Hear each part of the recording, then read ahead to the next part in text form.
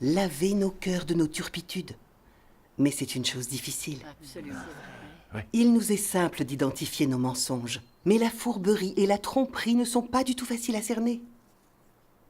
La Bible dit « Le cœur est tortueux par-dessus tout ».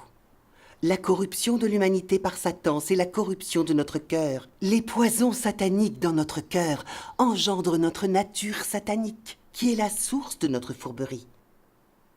Si nous n'avions pas le jugement des paroles de Dieu et la révélation des faits, nous ne pourrions pas découvrir que l'origine des mensonges et de la tromperie est dans notre nature satanique.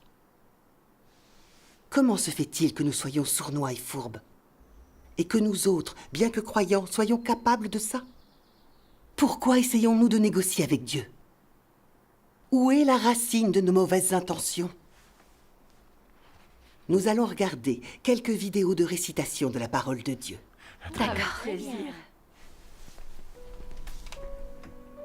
Le tempérament corrompu de l'homme résulte de son empoisonnement et de son piétinement par Satan. Du préjudice monstrueux que Satan a infligé à sa pensée, à sa moralité, à sa perspicacité et à sa raison. C'est précisément parce que ces choses fondamentales de l'homme ont été corrompues par Satan et sont complètement différentes de la façon dont Dieu les a créées à l'origine, que l'homme s'oppose à Dieu et ne comprend pas la vérité.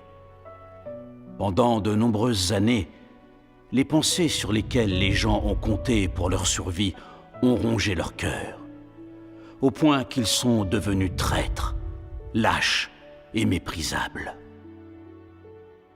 Non seulement ils manquent de volonté et de détermination, mais ils sont aussi devenus cupides, arrogants et obstinés. Ils manquent absolument de détermination qui transcende le soi.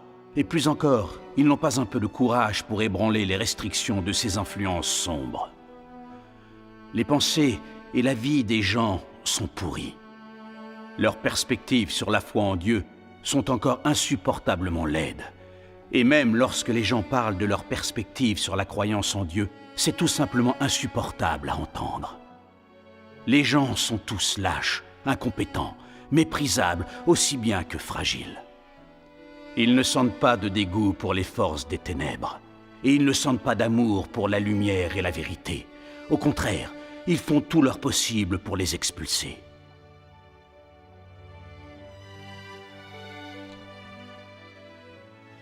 Dans le passé, quand les paroles de Dieu n'étaient pas devenues la vie des gens, c'était la nature de Satan en eux qui dominait.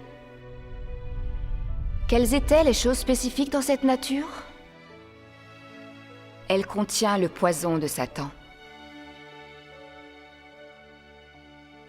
Le poison de Satan peut être pleinement exprimé par des paroles. Par exemple, si vous demandez à certains malfaiteurs la raison pour laquelle ils font quelque chose, ils répondront « chacun pour soi, Dieu pour tous ».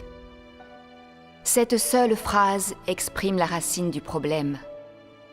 La logique de Satan est devenue la vie des gens. Et peu importe ce qu'ils font, que ce soit dans un but ou un autre, ils ne le font que pour eux-mêmes. Les gens pensent tous selon la logique du « chacun pour soi, Dieu pour tous ». C'est la vie et la philosophie de l'homme, et cela représente aussi la nature de l'humanité. Chacun pour soi, Dieu pour tous. Cette déclaration de Satan est précisément son poison, et une fois qu'elle est intériorisée par l'homme, elle devient la nature de l'homme. La nature de Satan est exposée à travers cette déclaration. Elle le représente complètement. Ce poison devient la vie de l'homme, et devient le fondement de son existence. L'humanité corrompue a constamment été dominée par cela depuis des milliers d'années. C'est vrai. C'est très juste.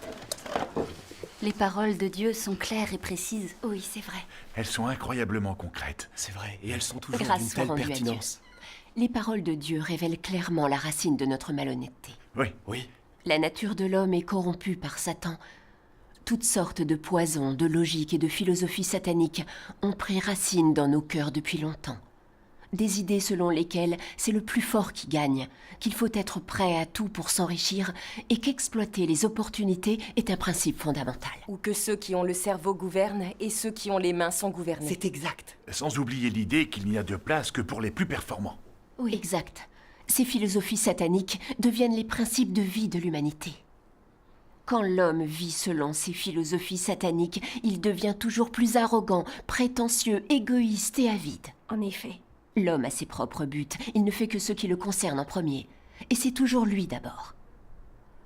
Il ne cherche que l'argent, l'intérêt, le pouvoir et le statut social. L'homme ne fait